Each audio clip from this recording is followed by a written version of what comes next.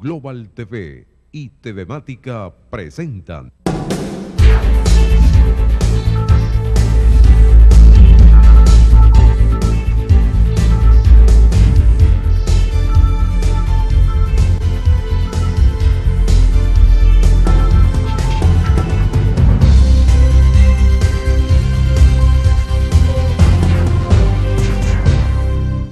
Amigos, bienvenidos. Ya estamos en el 21 de mayo. Bueno, y ya estamos un poco más allá de las 12 del mediodía y todavía no tenemos información por parte de los líderes de la oposición que dijeron que no valía la pena votar, que eran no sé cuántas cosas.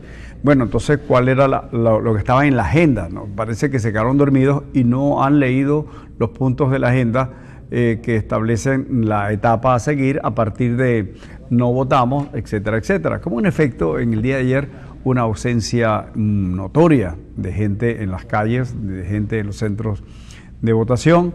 Me imagino que los que participaban, el señor Bertucci, el señor Falcón, distintos al gobierno, hicieron denodados esfuerzos, pero muy difícil contra una matriz de opinión muy conformada, muy sólida, frente al hecho de que el no votar iba a crear un caos político para el gobierno, lo iba a debilitar, y no sé cuántas cosas más, porque cada quien tenía sus propias especulaciones y seguramente entraba en el imaginario, las cosas esas que la gente desea que ocurran.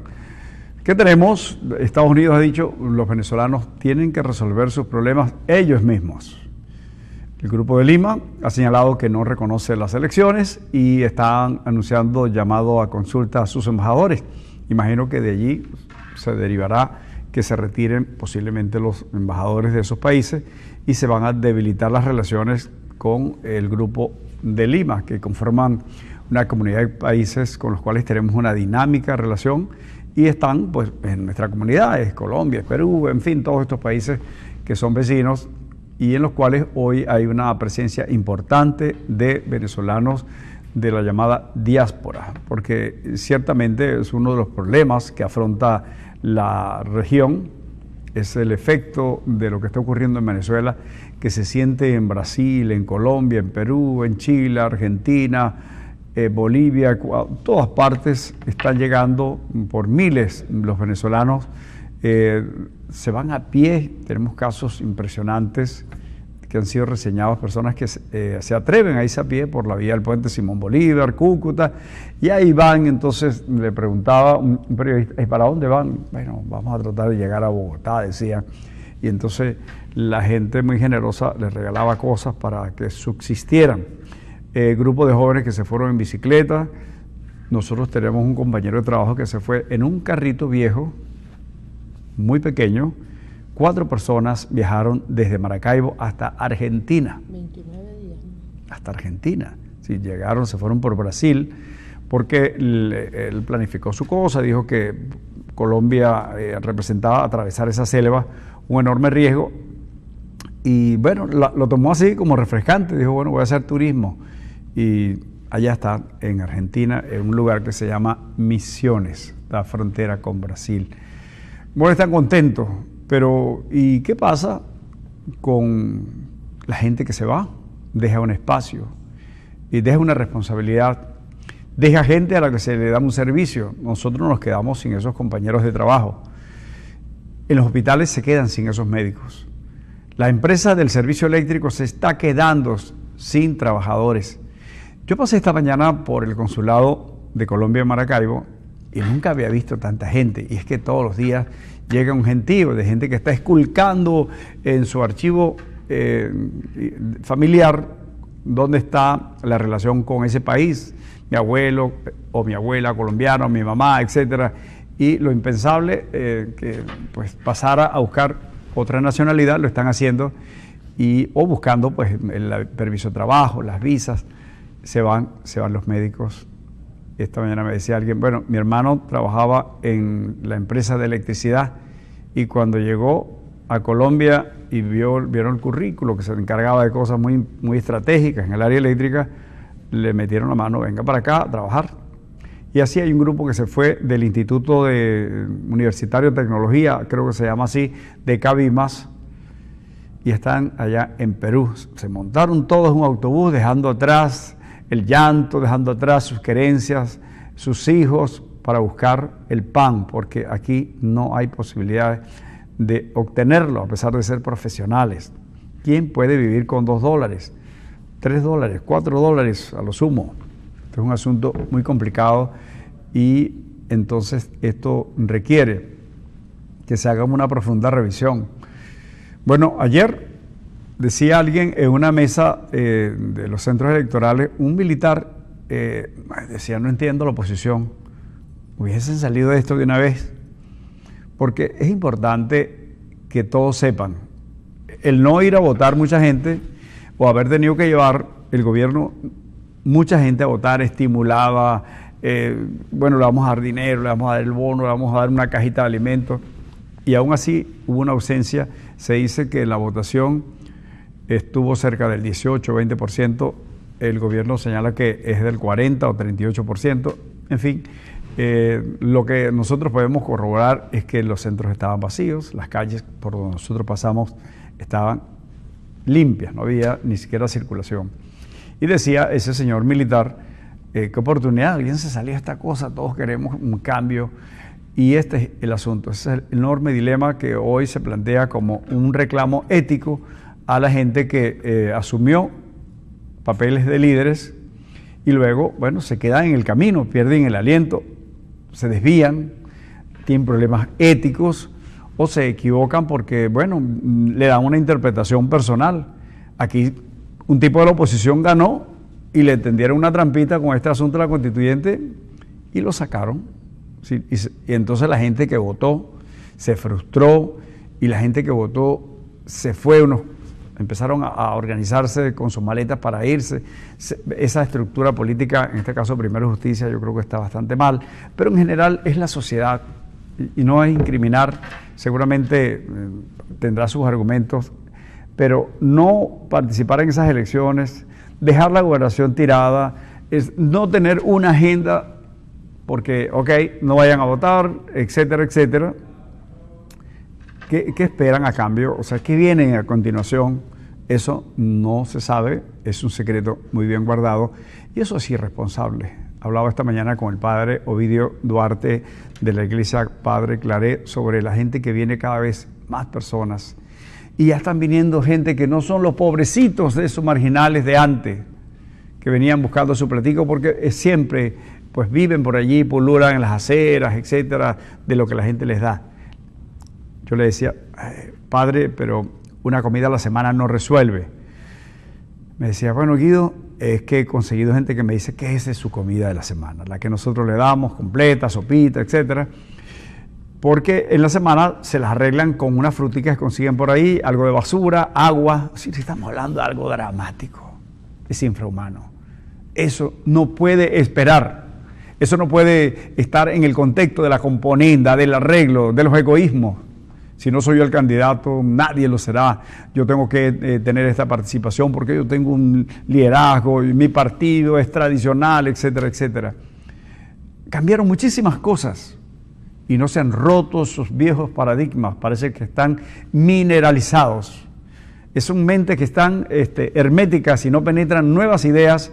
Y si no ocurre, eso es irresponsable porque la gente se basa en los líderes. Los líderes son esos, los conductores, son masas. Yo escuché o leí lo que decían la gente y a las apuestas que hacían, la descalificación y todas estas batallas contra los que iban a votar. ¿Y ahora qué? Dentro de unos días dirán, pero bueno, estuvimos equivocados, etcétera. Ayer Falcón dijo que no reconocía las elecciones. Y entonces, de inmediato, los que lo venían destruyendo dijeron, ¿y por qué no lo dijo al mediodía? ¿Por qué no lo hizo ayer? Es que no hay manera de conformar un ambiente que sea propicio para ponerse de acuerdo los venezolanos en la oposición y luego buscar una junta que una a los venezolanos, chavistas, no chavistas, porque el hambre no puede esperar. Porque no se pueden dar el lujo de seguir discutiendo en la ONU, en la OEA, o con el príncipe o el rey, o en Miraflores, o elucubrando cosas que se sientan y le consultan a la almohada y sueñan. Y en esos procesos oníricos se va el tiempo y hay un tiempo para mucha gente que ya es demasiado cruel. Se trata del hambre y se trata de la vida, que no hay medicamentos, que no hay tantas cosas, y los muchachos que se van. Y se quedan solo los padres, y se quedan solo los abuelos, y se quedan solas calles enteras que van perdiendo esa vitalidad de los muchachos trabajadores, de los muchachos estudiantes. De eso se trata. ¿Cómo hacer para poder construir una salida que realmente sea sincera, honesta, y que ya desaparezca esa actitud de esperar que otros vengan, esa ingenuidad, entre comillas, donde se descalifican unas cosas y a otros se les da la bienvenida si eso se corresponde con la solución que él tendrá que hacer porque él es el líder? Regresamos en breve, estaremos hablando con Dianela Parra.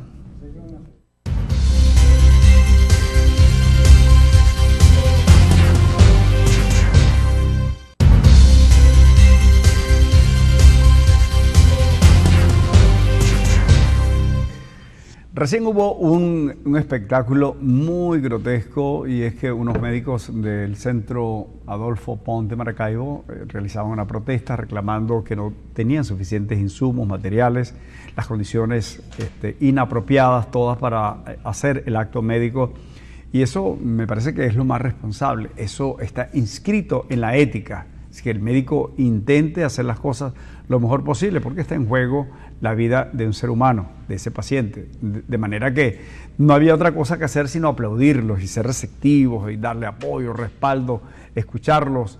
De eso se trata. Aquí está con nosotros Dianela Parra, ella es presidenta del Colegio de Médicos del Zulia, porque ante ese reclamo hubo una situación bochornosa. Cuéntenos, para ustedes recordarán algunas cosas, esto se publicó mucho. ¿Qué fue lo que ocurrió? Bueno, muchas gracias, Guido, por esta oportunidad de darnos este espacio para tratar un tema tan abominable como lo que ocurrió el pasado lunes 14 de mayo.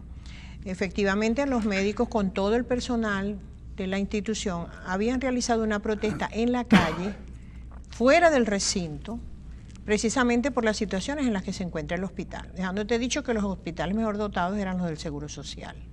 Bueno, lamentablemente de un año para acá se ha profundizado la crisis en estas instituciones. Ahí tenemos el caso Pedro García Clara, que todos los días sale la comunidad con el personal a reclamar, el Pons y también el Noriega Trigo, que son los tres hospitales.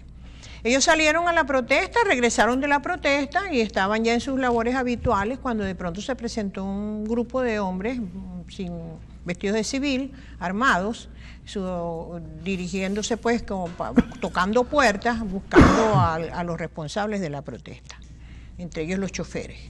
Por supuesto, en un acto de solidaridad, pues todos salieron a defender a los conductores de la ambulancia, que también la tomaron allí en la protesta, y eso generó una trifulca horrible donde los agentes de seguridad, entre comillas, que debieron ser los garantes de la custodia y del resguardo de las personas que estaban allí, pues arremetieron bruscamente, violenta y salvajemente, que está demostrado en todos los videos. Fueron arrastrados por el pelo, al otro lo arrastraron por una pierna, tuvieron dos colegas que colocarse sobre él para que no se lo llevaran, y eso fue una situación que jamás la habíamos visto en toda la historia que tiene la medicina en el país.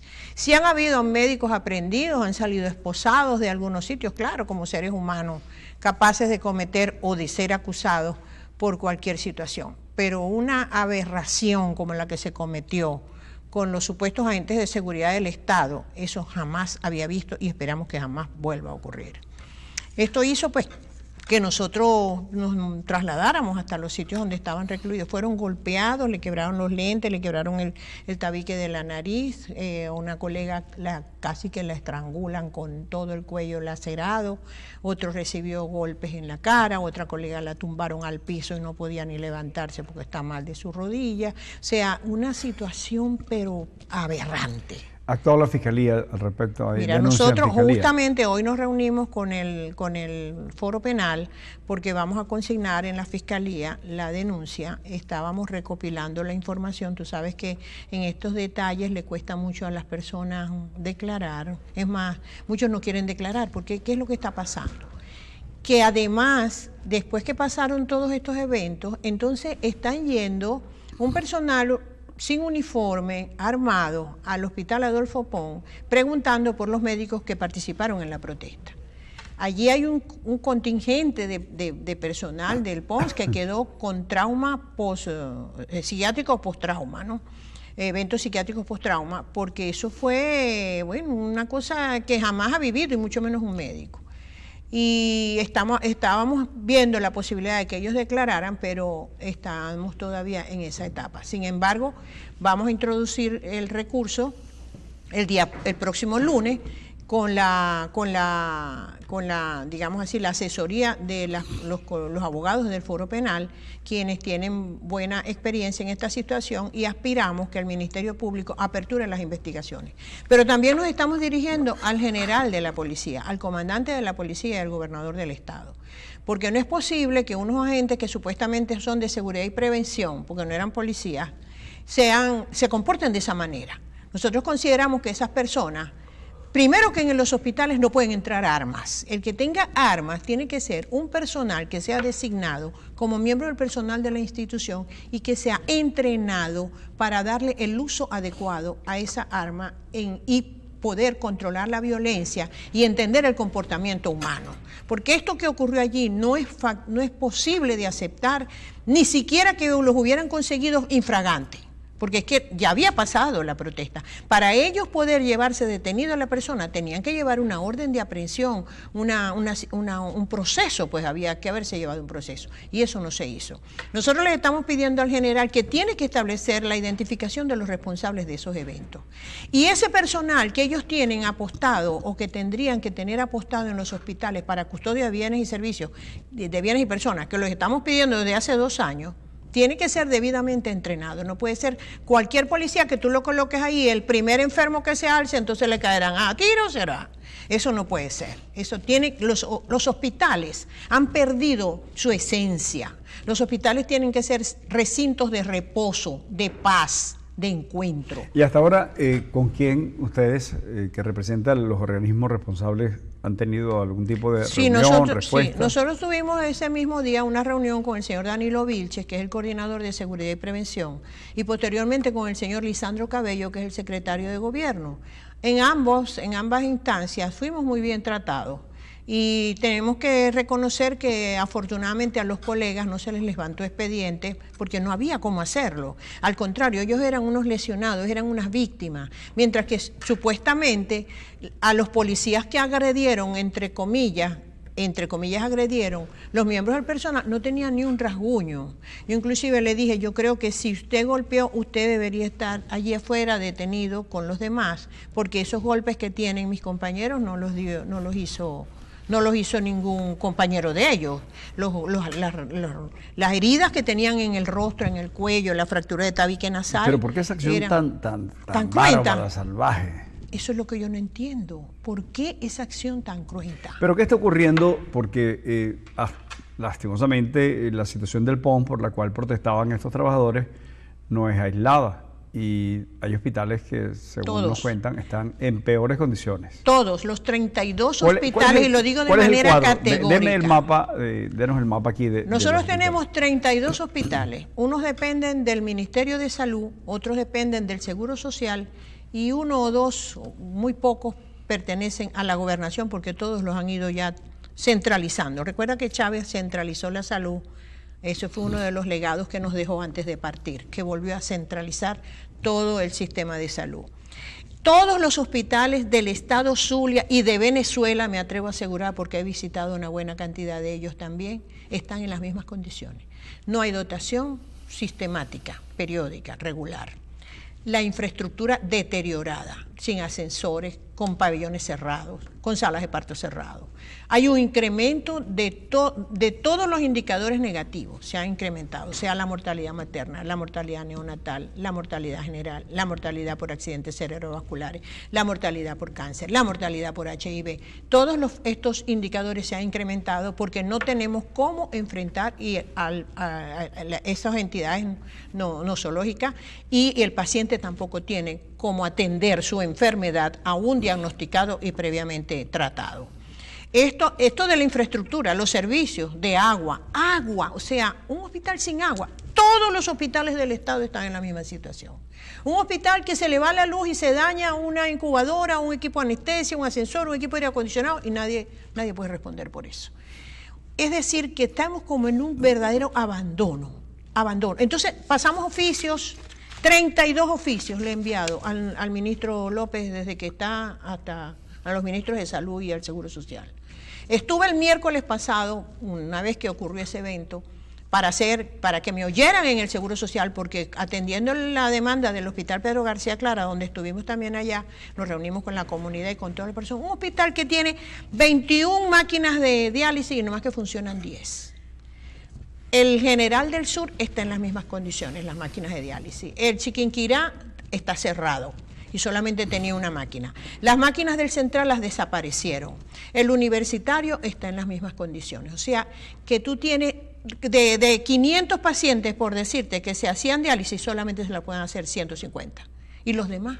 O sea, se está muriendo la gente y aquí no hay respuesta. No me querían atender en el Seguro Social porque estaba ocupado. Yo dije, vea, yo vengo de Maracaibo, a mí me atienden porque nos tienen que escuchar. Nosotros necesitamos que nos escuchen, porque ya consignar una correspondencia ya no vale. No responden, son mudos. Los miembros del gabinete del señor Maduro son mudos. No les importa la vida de todo lo que me están viendo, que van a los hospitales o que van a la farmacia. No le importa al gobierno lo que está pasando. Bueno, estamos hablando con Dianela Parra de Ávila. La doctora Dianela es la presidenta del Colegio de Médicos y estamos conociendo todas esas cosas que son vicisitudes tremendamente inhumanas que vive la gente a la hora de buscar servicios de salud pública. En breve regresamos con ella.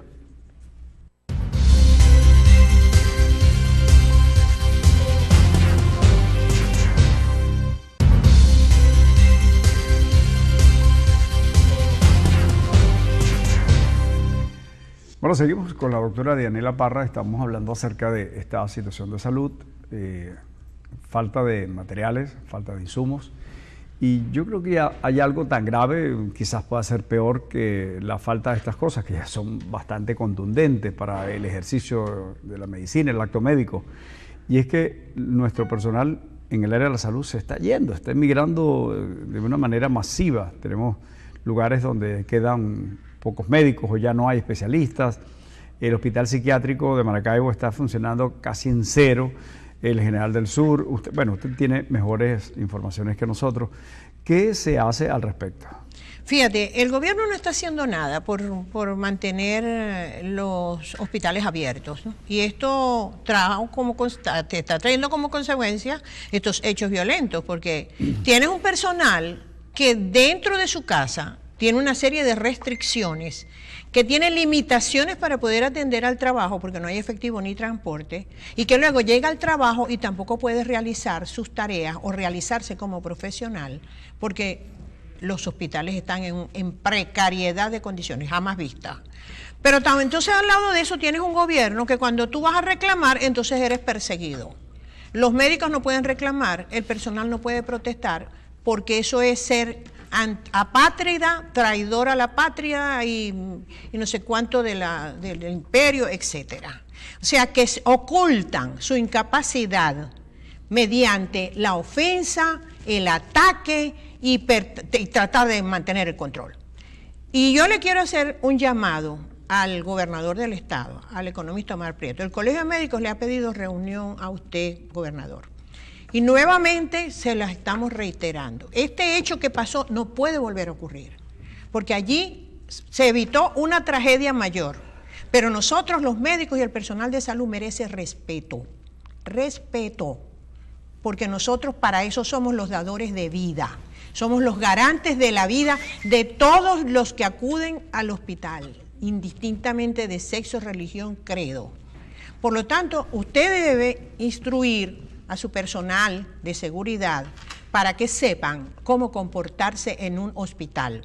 Empezando porque no deben llevar armas, porque las armas son un signo de violencia.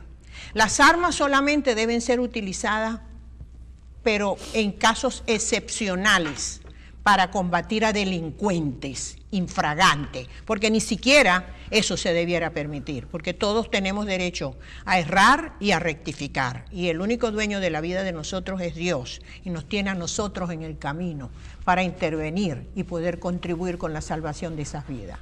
Así que nosotros le pedimos encarecidamente, señor gobernador, con mucho respeto, que por favor convóquenos, porque nosotros necesitamos saber qué hizo usted con esos agentes que agredieron a médicos, mujeres, ancianos, pacientes. Un paciente de hemodiálisis, le arrancaron la fístula arteriovenosa, los instrumentos que tenía aquí, el yelco y que le soportaban su fístula para hacerse la hemodiálisis. Él reclamó. Dentro de la sala de la confusión que hubo en ese pasillo, quizás él se metió a defender a los médicos. ¿Quién no lo va a defender? Si los médicos son unos héroes que están trabajando con las uñas, con hambre, se desmayan en las salas de pabellones, no tienen ninguna posibilidad. Esos médicos jóvenes que son el agente de choque, el que recibe a todos los pacientes, esos muchachos no tienen derecho ni a casarse, a tener una casa, a tener un carro, a poder tener a sus hijos en nada. No tienen opción a eso porque ganan 700.000 bolívares hasta ahorita de sueldo. 700.000 bolívares. De sueldo, sí señor. Semanales. O sea, semanales, no chicos, mensuales. Mensuales. Ahora puede ser que pasen a ganar 1 millón de bolívares como los obreros. ¿Y cómo llegan al centro de trabajo si un boleto, cuánto cuesta un pasaje? Bueno, además que no hay transporte. No hay transporte, bueno. ¿Usted se ha montado en uno de esos camioncitos? Claro, mira, yo me monto en Caracas, cuando yo voy a Caracas, para que lo sepan, yo agarro mi bus rojo, que pago 2.000 bolívares. Ahora son 2. No voy a decirle edad porque... Y llego a... No, ahorita. Yo tengo 71, no hay problema por eso. Mi edad. Y Mario estaba diciendo, la doctora tiene 55. Muchas gracias, Mario. Yo creo que es que Mario necesita algún medicamento y lo va... Yo agarro mis buses allá en Caracas. Aquí no agarro bus porque me sobra que me dé la cola. Pero allá en Caracas ando en buses, porque estas gestiones que nosotros hacemos, no podemos estar pagando millones de bolívares que cuesta un taxi, porque nosotros no tenemos dinero. A los diputados no nos pagan nada, y a mí como colegio de médicos no tengo ningún sueldo tampoco. Mis sueldos son las 2 pensiones de la universidad y del Seguro Social. Bueno, pero volviendo al tema, estos muchachos no tienen cómo trasladarse tampoco, pernoctan en el hospital sin comida, por eso que se desmayan, porque el hospital tampoco tiene comida. O sea, todos los hospitales están en crisis con fórmulas lácteas, los recién nacidos no tienen leche. En el hospital Pedro García Clara ordeñan a la madre con un botecito de compota o de mayonesa. Le ponen una tapa de papel de aluminio y lo meten en la nevera. Y luego, en el único tetero que tienen, le dan a tomar esa leche al niño cuya madre no pueda darle de mamar porque con antibióticos, porque no hay fórmulas lácteas. Entonces comparten un poquito. Eso pasa en el hospital Pedro García Clara. De Ciudad Ojeda, donde por supuesto nos están viendo ahora. O sea, realmente ¿qué puede uno expresar? Te cuento que la sala de parto la inauguraron hace 2 años y la unidad de cuidados intensivos, y resulta que la sala de parto, por decirte, está en planta 1 y la unidad de recuperación está a 2 pisos de esa sala de parto. Entonces, si un niño nace deprimido y no llora, tienen que subir con el niño en la mano, porque no hay ascensor, hasta la sala de recuperación cardiopulmonar, de resucitación. Entonces, ¿cuánto daño no le estamos haciendo a esa criatura? ¿Quién mide ese daño? Ese daño lo vamos a ver después que el niño no camine, tiene dificultades para el aprendizaje, convulsiona. Eso es lo que nos está pasando. Bueno, doctora... entonces no vamos a protestar, sí, tenemos que protestar. Claro. Las protestas van a seguir. ¿Y cuáles son cuál es la agenda? Bueno, la agenda, fíjate, nosotros primero estamos ordenando todas las ideas que fueron aprobadas, ¿no? La parte del Ministerio Público, que la vamos a hacer el próximo lunes, la asamblea y un acto de desagravio que vamos a hacer el día miércoles en el PONS, pero vamos a tener también una jornada de brazos caídos, porque nosotros esto del irrespeto no lo podemos dejar pasar, señor gobernador, señor comandante de la policía. Nosotros, todo el gremio médico está indignado y el que no es médico también. Porque los médicos y todos los que están pasando trabajos en esos hospitales, y más que ya había pasado la protesta, allí no había en ese momento, nadie estaba cometiendo delitos, se ha debido hacer un proceso para sancionar a las personas que pudieran haber sido responsables de algún hecho delictuoso que no los hubo. Entonces, no podemos aceptar este irrespeto. Nosotros exigimos respeto y esa jornada de brazos caídos va por el respeto y las condiciones en las que se encuentran actualmente en los hospitales. Y la solicitaron los médicos jóvenes, los médicos residentes, los médicos que les duele perder un acto médico porque eso forma parte de su récord para poder obtener su título de especialista. Fíjense hasta dónde llega. ¿Qué hace el gobierno por esto? ¿Cómo motiva el gobierno al personal de salud para que se quede en el hospital? Así, agrediéndolo. Así no se puede, así no vamos por buen camino. Y ya para dejar cerrado este asunto, que seguramente va a tener pues muchos nuevos acontecimientos, ojalá que sean por parte de las instituciones para dar respuesta, para buscar cómo mejorar. Mira, la crisis es tan grave y tan complicadísimo porque el gobierno no tiene los recursos.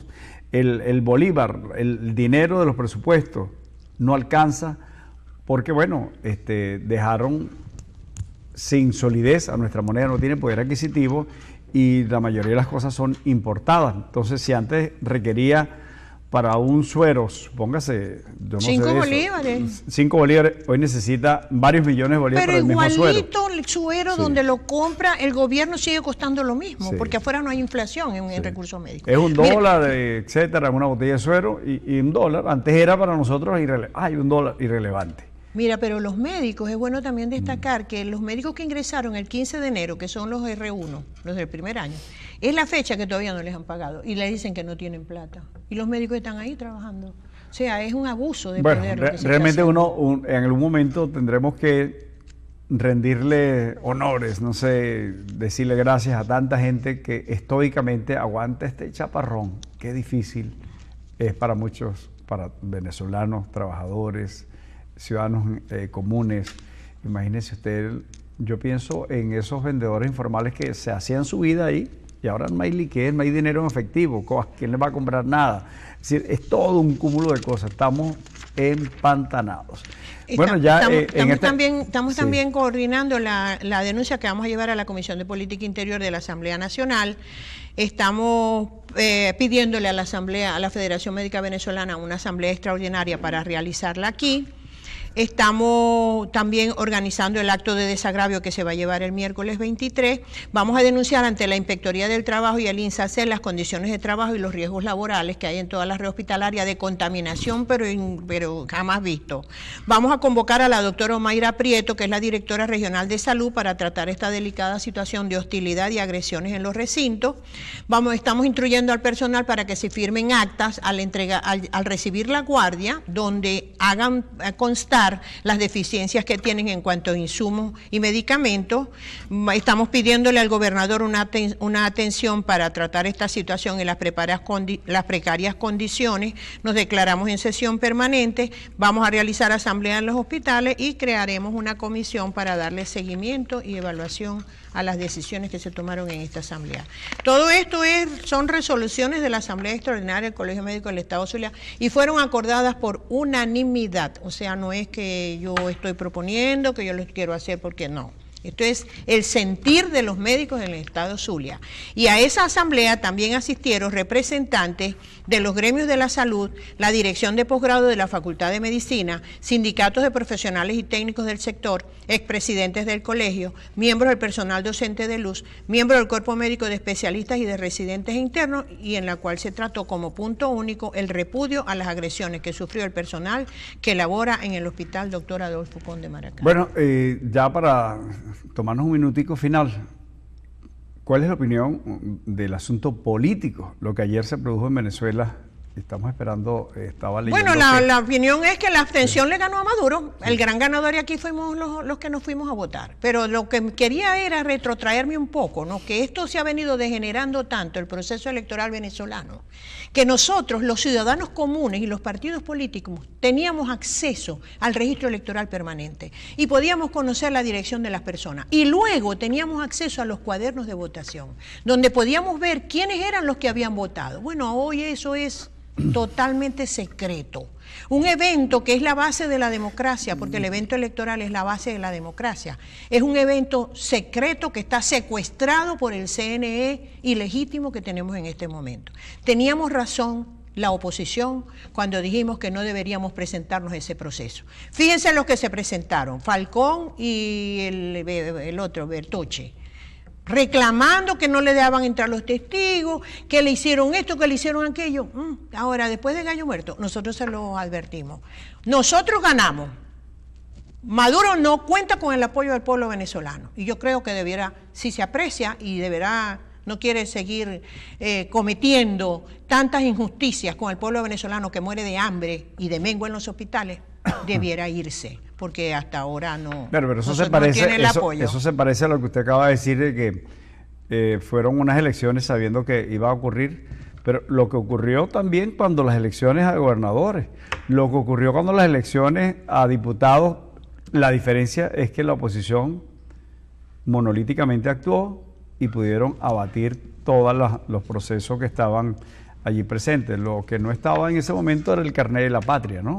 Pero bueno, es un elemento más, pero que... Es que va inventando. Lo que está demostrado, doctora Dianela Parra, es que si no se unen en la oposición, o si no se une incluso el país, yo estoy hablando ahora más allá de eso, porque las cosas están muy mal, con tendencia a agravarse. Y seguir viendo las cosas... Yo no sé hasta dónde lo que pasó derrotó a Maduro. Maduro sigue siendo el presidente. Pero está derrotado. Bueno, está derrotado. Con pocos votos. Con menos votos de los que llegó. Pero eso, si pensamos que eso teóricamente, que a Maduro o al gobierno eso no lo deja dormir, yo creo que claro que no. Estamos en una burbuja. Así que, claro que bueno, no. Vamos a ver. Bueno. A ellos no les afecta nada, Sí. porque como ellos tienen su proceso que barre con todas las disposiciones constitucionales y reglamentarias y que simplemente avanzan para el bien de ellos, sin importarles lo que está ocurriendo en la base de la población de la familia venezolana, desintegrada y paupérrima, como le estamos volviendo, a ellos no les importa, porque ellos igualitos siguen en su confort. Bueno, muchas gracias a la doctora Dianela Parra. Ojalá que se corrija este asunto de la salud, los médicos. Estamos hablando de la vida de la gente, que ya la tiene un delgadísimo hilo porque están pasando hambre. Además no consiguen cómo resolver temas de salud en diabetes, hipertensión, etcétera. Es terrible. Mañana nos vemos. Un abrazo. Gracias, Guido.